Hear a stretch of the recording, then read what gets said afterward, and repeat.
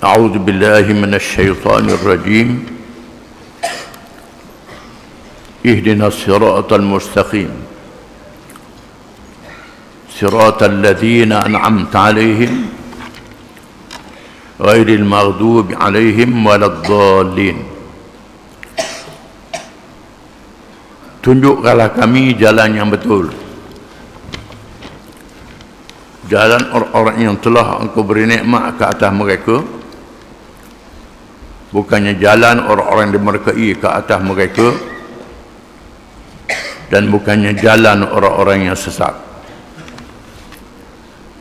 Ini kemuncak daripada surah Al-Fatihah. Setelah kita memuja Allah Subhanahu wa taala dengan pujian yang diajar oleh Allah taala, yang kita tak reti nak puji kerana Allah taala sangat mulia. Tidak ada kata-kata yang boleh kita reka nak puji Allah taala, melainkan Allah taala mengajar kita dengan kalimah yang disebut dalam surah Al-Fatihah, yang kita ulangi pada tiap-tiap rakaat semayang, termasuk semayang-semayang yang sunat. Setelah kita memuja, kita memohon pertolongan, mengabdikan diri kepada Allah, kita minta satu perkara yang sangat penting, iaitulah ihdinas siratal mustaqim. Berilah hidayah pada kami, beri petunjuk pada kami, petunjuk ke jalan yang betul. Minta Tuhan tunjuk ke jalan yang betul. Macam disebut dahulu, hidayah ni ada beberapa jenis hidayah.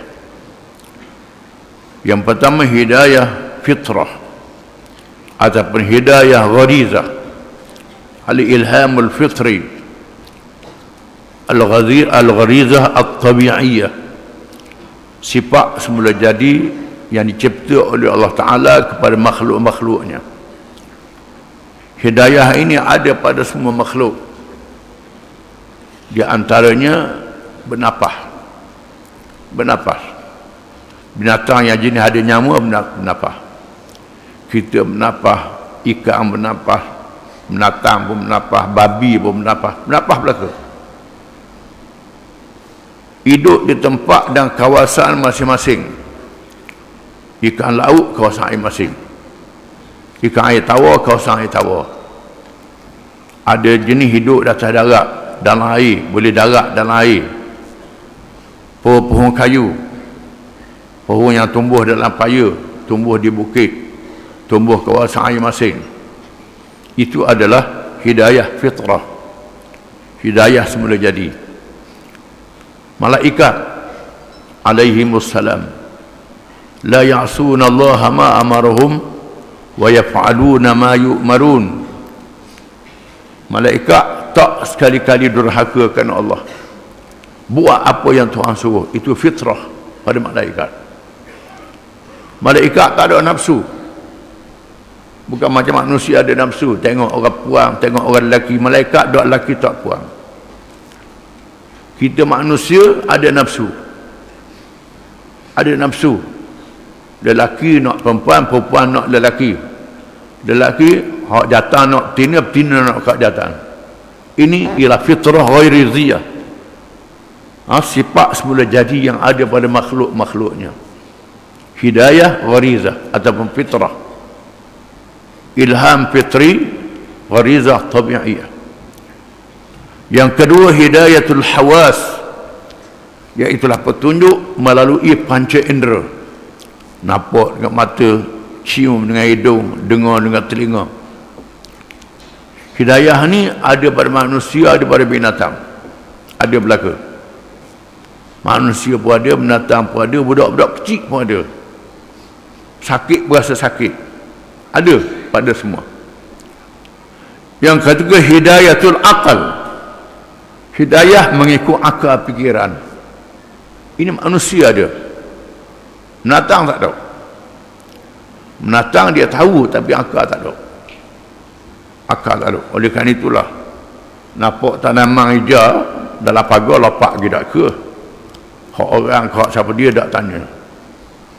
Lembu temu dengan rupuk makan, tak tanya lagi poh di mana, kat mana tak ada. Ini hidayah tu ala akal. Binatang dia tak ada akal, manusia ada akal. Manusia ada akal. Kemudian hidayatul-din. Hidayatul-din, hidayah berdasarkan kepada petunjuk ajaran-ajaran Allah yang ditentukan, Islam.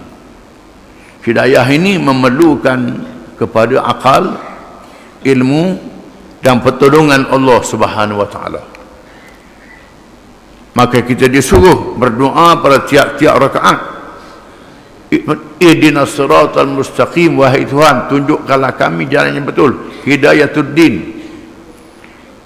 Ada orang ilmu ada, cerdik, tak dapat hidayah. Macam iblis. Iblis ni cerdik. Kalau tak cerdik tak pandai tipu orang. Cerdik iblis ni. Kemudian tengok alam ghaib, berkawan dengan malaikat, buang ibadat. Iblis ni bukan main, sehingga malaikat kagum dengan tuk lebah iblis ni kerana kuatnya ibadat. Bila Allah Ta'ala suruh sujud pada Adam setelah diciptakan Adam AS, satu makhluk yang akan diletakkan di atas muka bumi, dijadikan ada jasad, ada akal dan ada roh pada makhluk ini. Lain pada malaikat, lain pada binatang, lain pada pohon kayu, lain pada bukit buka. Tubuhnya bukan besar macam bukit, tapi boleh menguasai bukit, boleh bawa benda-benda yang besar, boleh menguasai gajah, dijinakkan dengan akal yang ada pada dia. Ini makhluk manusia yang tak ada pada lain. Allah Ta'ala akan tugaskan makhluk ini di atas muka bumi, beribadat dan memakmurkan bumi. Bermula dengan Adam. Sebaik saja cipta Adam, Allah Ta'ala suruh malaikat sujud untuk menghormati makhluk yang dijadikan oleh Allah, Adam ini. Tiba-tiba iblis tak nak sujud kerana sombong, takabur, tak dapat hidayah. Tak dapat hidayah. Iblis tak dapat hidayah dengan sebab dia menyombong sangat. Terdapat kalangan ulama-ulama ahli kitab yang berkumpul di Madinah tunggu kedatangan Nabi akhir zaman Muhammad sallallahu alaihi wasallam. Bila Nabi Muhammad mari, tak masuk Islam, tak dapat hidayah. Pasal apa? Takut dah boleh jadi tok muklu, tak boleh jadi pemimpin, tak boleh jadi ini. Bila Nabi mari, Nabi pula diikut oleh orang ramai, dia tak diikut oleh orang ramai. Hilang pengaruh dia, hilang kedudukan, duk pandang ke dunia. Ikut ajaran Nabi maka riba tak boleh. Dan maka ni orang Yahudi kalau dengan puak lain boleh makan riba. Duk berasa kalau ikut Nabi nega tak untung. Tahu Nabi tu betul, tapi tak boleh ikut, susah ikut Nabi ni. Macam pemimpin Mekah yang cerdik. Wa qalu inna tabi'il huda ma'akan nutakhattaf min ardina awalam numakkil lahum haraman aminan yujba ila thamarat kulli syai'. Dan mereka berkata, pemimpin Mekah berkata, sekiranya kami ikut hidayah huda, hidayah yang membawa ni wahai Muhammad, Quran hidayah daripada Allah, kalau kami ikut, habislah Mekah ni, akan diserang, dibinasakan. Kerana lama ni Mekah tak ada tanaman, tak ada buah-buahan, tak ada rezeki, nak tanam tak boleh, kering kontang. Orang mari Mekah ramai-ramai bawa barang, semua buah-buahan ada di Mekah ni. Seluruh dunia dalam keadaan kafir berlaku, seluruh dunia dalam keadaan jahat berlaku. Hak membawa ni baik, tapi dia ikut orang ramai. Orang ramai jahat belaka. Kalau ikut petunjuk yang membawa ni, habislah Mekah. Lupa pada kekuasaan Allah Subhanahu wa taala. Padahal mereka tengok Nabi dengan mata mereka sendiri, tak dapat hidayah, tak dapat petunjuk daripada Allah Ta'ala. Golongan orientalis ini ialah orang-orang Eropah, orang putih daripada Belanda, daripada Jerman, daripada Perancis, daripada Amerika, daripada Rusia pun ada, yang mengkaji Islam, mengkaji Quran, mengkaji hadis Nabi, yang boleh menguasai bahasa Arab. Ada antara mereka yang hafal Quran ni, menguasai bahasa Arab, tak masuk Islam, tak dapat hidayah, kerana hati mereka tak ikhlas. Belajar Islam bukan kerana Allah Ta'ala, kerana nak lawan Allah Ta'ala, maka Tuhan cabut hidayah dia. Di sinilah kita disuruh doa pada tiap-tiap rakaat, ya Allah ya Tuhanku, tunjukkanlah aku ke jalan yang betul. Kemudian jalan yang betul pula mengaku betul belaka.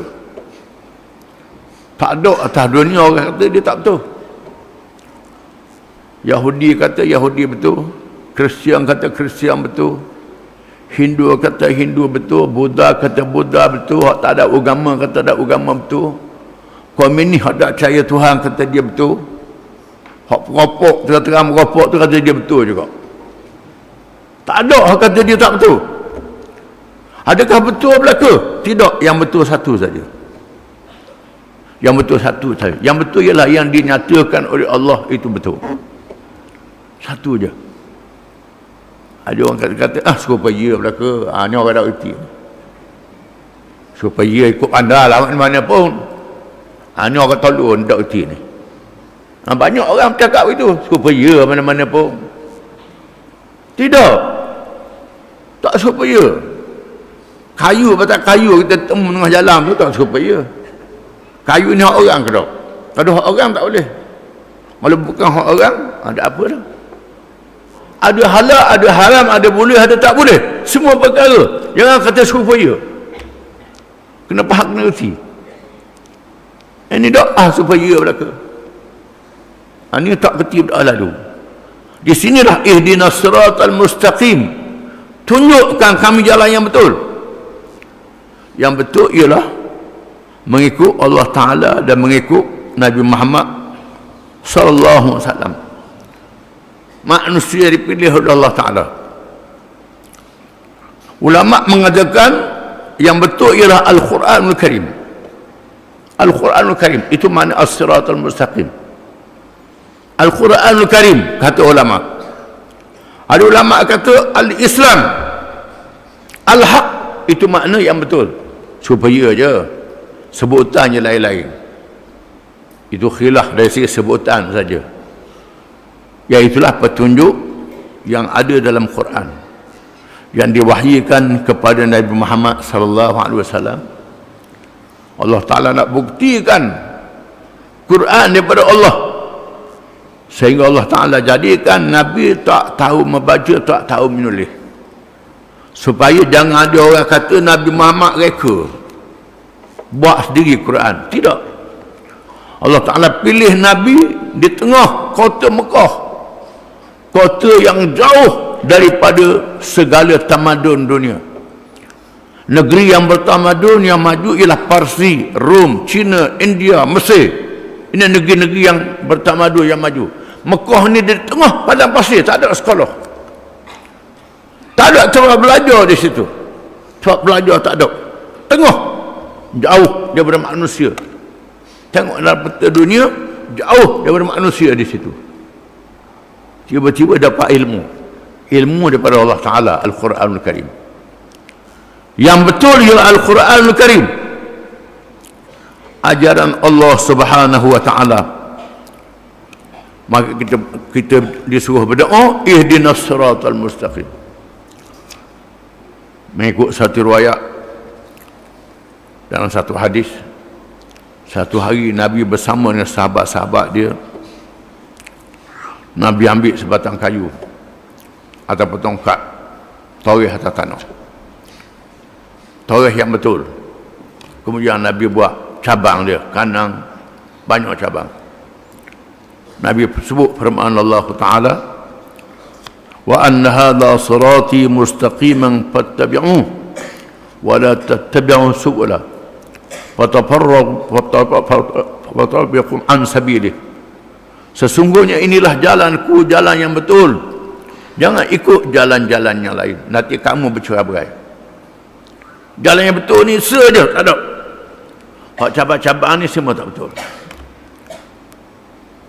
Mengikut satu riwayat lain, Nabi sebut dalam hadis, Nabi kata, kamu kena ikut jalan yang betul. Allah Ta'ala jadikan contoh jalan yang betul ni, laksana jalan yang lurus. Ada dinding belah kanan, belah kiri. Ada pintu-pintu yang banyak. Ada orang panggil suruh masuk pintu ni, masuk pintu ni, masuk pintu ni. Ada yang memanggil di ujung, yang memanggil di atas. Yang memanggil di ujung jalan ada orang panggil, atas pun ada orang panggil. Dan satu hadis, yang betul ialah jalan Allah Ta'ala. Yang panggil di ujung tu ialah Allah Ta'ala suruh ikut hidayah dia. Hak panggil di atas tu penasihat ulama-ulama. Yang panggil ke atas, saya ikut jalan ni. Ada pun yang duduk pintu kiri kanan tu ialah iblis-iblis, syaitan, yang suruh masuk ke pintu-pintu ni. Pintu-pintu yang lain berjalan Allah, perkara yang diharamkan oleh Allah, sama ada perkara i'tiqad, perkara amalan, perkara akhlak, yang diharamkan oleh Allah terlalu banyak. Jalan yang betul ialah Al-Quran yang diajar oleh Nabi Muhammad SAW. Itu yang benar, yang adil. Ghairil ma'a, iaitulah jalan alladzina an'amta alaihim, siratal ladzina an'amta alaihim, jalan orang-orang yang telah engkau beri nikmat ke atas mereka. Di tafsirul Quran bil Quran, Quran menafsirkan Quran.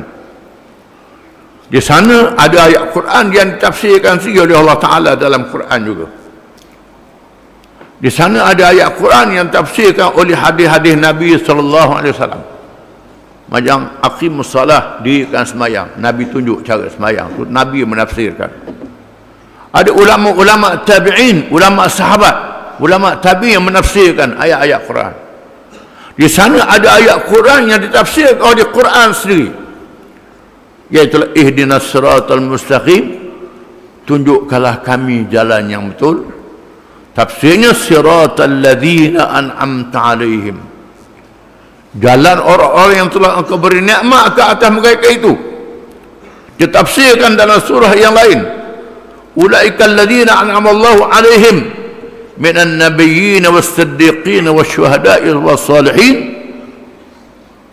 Orang-orang yang Tuhan beri nikmat ke atas mereka ialah nabi-nabi, nabi-nabi yang dipilih oleh Allah Ta'ala, siddiqin, orang yang percaya pada nabi-nabi, syuhada, mereka yang berjuang dengan nabi sanggup mati sehingga mati, salihin, orang yang saleh.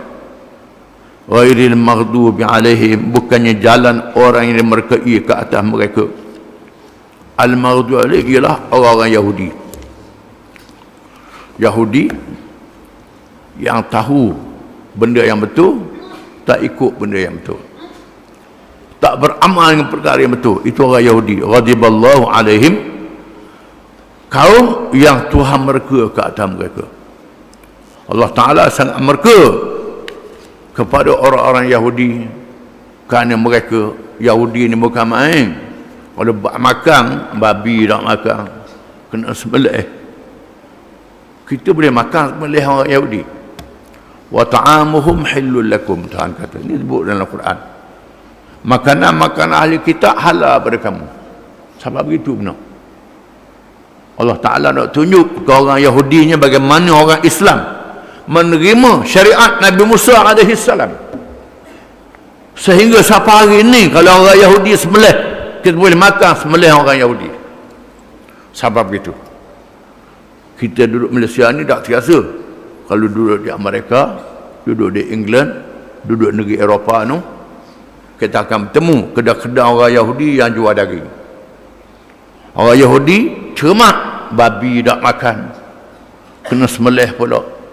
Dan Quran kata wa ta'amuhum hillul lakum, makanan mereka halal pada kamu. Ini dengan nas Al-Quran. Mazhab apa? Semua mazhab. Bila ada ayat Quran, semua mazhab. Jangan setengah tu dia tak tahu bab ini. Syafi'i, Hanafi, Hambali, Maliki, Syiah, Sunni, semua dihalalkan makanan golongan ahli kitab, kecuali dia sembelih babi. Dia ikat babi, dia sembelih, tu tak boleh. Di mana orang Kristian dalam bab ni tak kuat. Orang Kristian makan babi, Yahudi babi tak makan. Sampai begitu. Ini orang Yahudi kuat, tetapi tak ikut Islam, tak ikut Nabi Muhammad sallallahu alaihi wasallam. Ini orang Yahudi. Al-maghdubi alaihim, yang dimerkai ke atas mereka. Allah Ta'ala sangat murka pada orang Yahudi. Kuatnya dia dengan ajaran Taurat, tetapi tak beramal dengan Taurat. Dalam bab makan cermat sangat. Bab hukum hudud, hukum qisas, dia tak laksana. Dalam bab riba kalau dengan orang sama-sama Yahudi haram, kalau dengan orang lain tak apa, riba halal. Ini Yahudi punya pula. Banyak perkara orang Yahudi ni, dengan sebab itu mereka dimerkai oleh Allah Subhanahu wa taala. Ad-dhalin, yang sesat pula Kristian. Orang Kristian sesat, memuliakan Nabi Isa alaihi salam. Siapa latih Nabi Isa jadi anak Tuhan pula dah. Anak Tuhan. Siti Maryam pula bini Tuhan, ada bini pula. Ini teruk Kristian sesat. Kuatnya ibadat, sahabat padri tak boleh nikah. Padri tak boleh nikah. Ada mazhab-mazhab Kristian tak boleh nikah padri. Ini sesat. Tak boleh nikah. Padahal Allah Ta'ala suruh kahwin. Tak. Padri tak menikah, tapi berzina senyap-senyap. Itu pula ini sesat. Puak-puak Kristian sesat.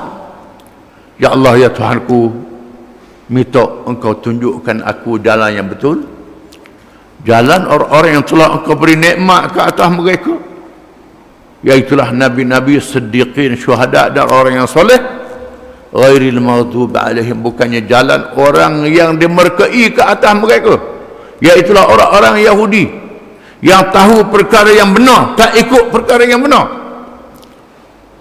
Ada juga orang Islam jadi begitu. Orang Islam, dia Islam dah, tapi perangai macam Yahudi. Bukan Yahudi, perangai macam Yahudi. Tahu Islam ni, tapi tak ikut Islam, tak ikut hukum Allah Ta'ala. Inilah, ini perangai Yahudi. Hukum Allah yang ada dalam Quran tak pakar, tak ikut. Banyak hukum yang tak ikut. Semayang saja, puasa saja, zakat saja, haji saja, umrah saja. Bukan main rajin buat umrah, tapi hukum-hukum yang lain tak pakar, tak percaya. Kalaulah Islam ni semayang, puasa, zakat, haji, umrah saja cukup 2-3 pahala Quran. Cukuplah Quran. Ini Quran 30 juzuk.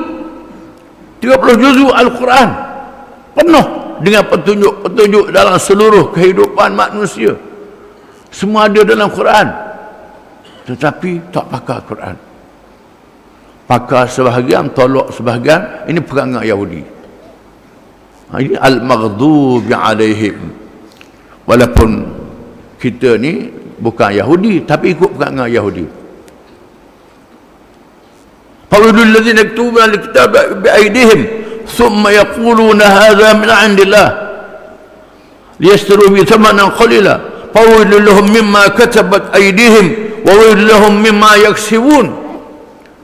Maka celaka dan neraka, Tuhan kata, kepada kalangan orang Yahudi yang menulis kitab dengan tangan mereka. Lalu mereka ini daripada Allah. Ini daripada Allah, padahal bukan daripada Allah.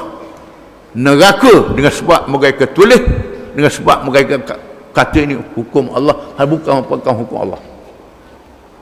Termasuklah mahkamah syariat, hukum syariat, undang-undang syariat.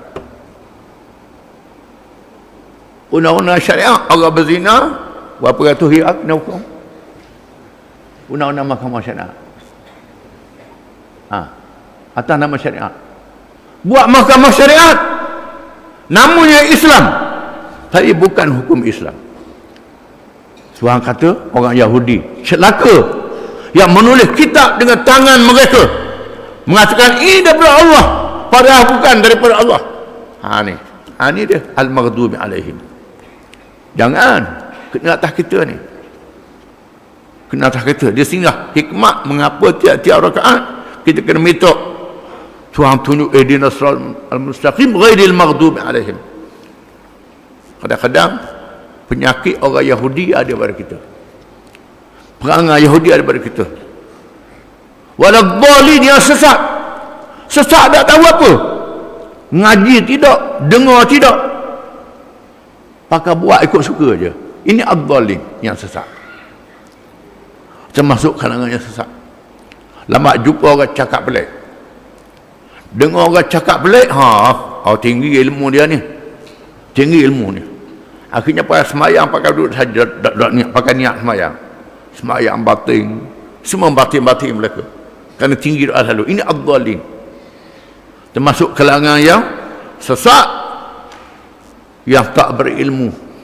Dia berasa dia ilmu, tapi bukannya ilmu. Ilmu mestilah bersumberkan Quran dan hadis-hadis Nabi SAW. Kerana Nabi meninggalkan ilmu.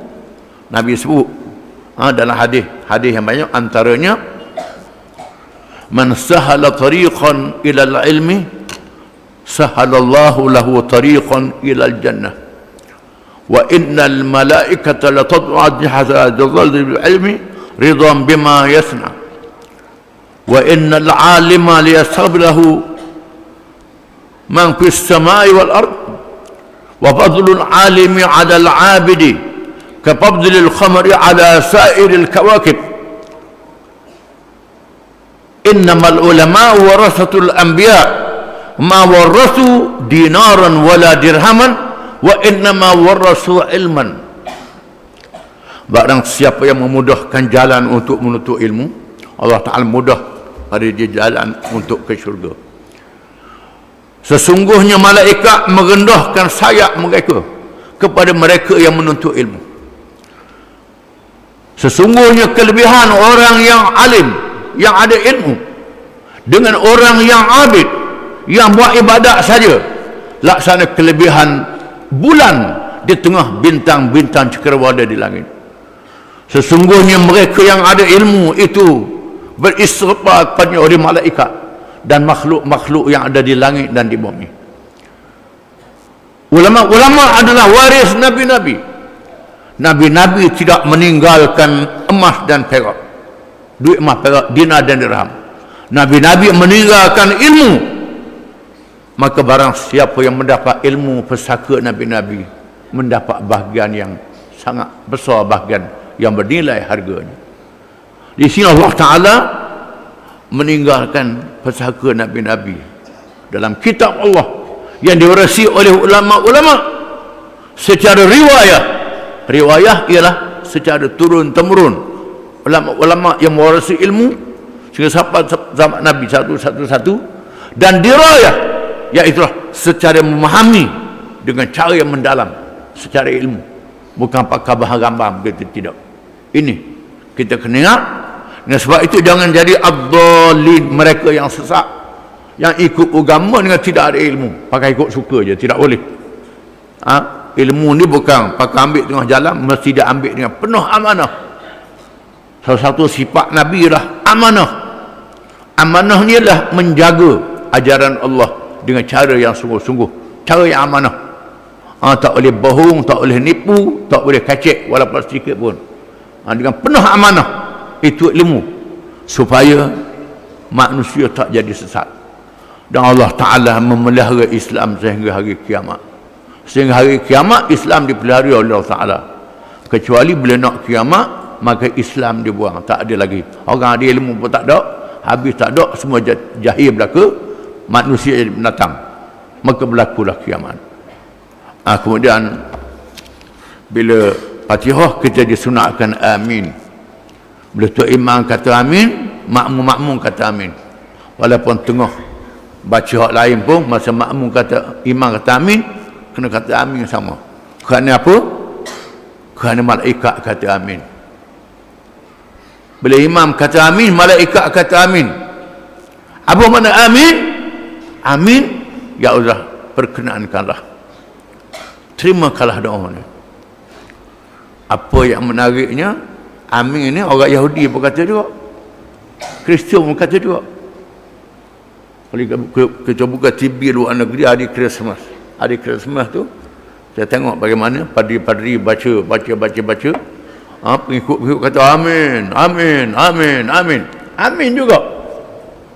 Perkataan amin ni disebut oleh golongan ahli kitab, dan kita orang Islam disuruh sebut amin bila berdoa, termasuk doa masa baca Fatihah.